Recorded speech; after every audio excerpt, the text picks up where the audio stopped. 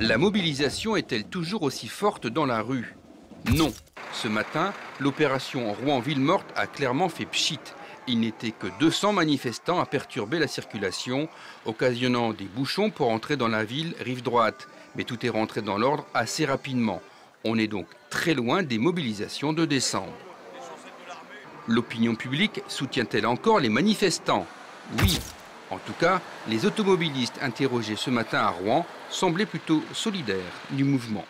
J'assume complètement. C'est vu qu'en face, il n'y a aucune réponse, il n'y a aucun mouvement du gouvernement. Pour moi, ça me semble légitime. Je suis tout à fait d'accord avec eux parce que aller jusqu'à 64 ans, non, c'est pas possible. C'est pas possible. L'impact économique est-il important? Oui. Le port du Havre prévoit une chute d'activité de 40% en janvier.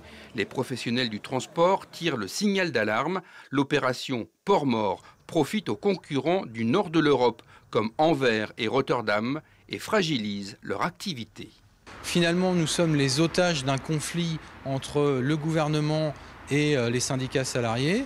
Et aujourd'hui, ceux qui payent l'addition, ce sont les entreprises. On appelle à l'arrêt et à la reprise du travail. C'est absolument nécessaire. Va-t-on vers la fin du mouvement? Oui et non. Difficile à dire, car ceux qui restent mobilisés contre la réforme des retraites sont particulièrement déterminés. Il y a des manifestations tous les jours, ce matin, demain soir, vendredi matin. Vous voyez, toute la semaine en fait est ponctuée de mobilisation, de blocage, de barrages, de diffs de tracts, de grèves. Bref, on est toujours là et bien là. Vendredi, la journée de grève nationale donnera sans doute une indication de la vigueur du mouvement, 50 jours après son début.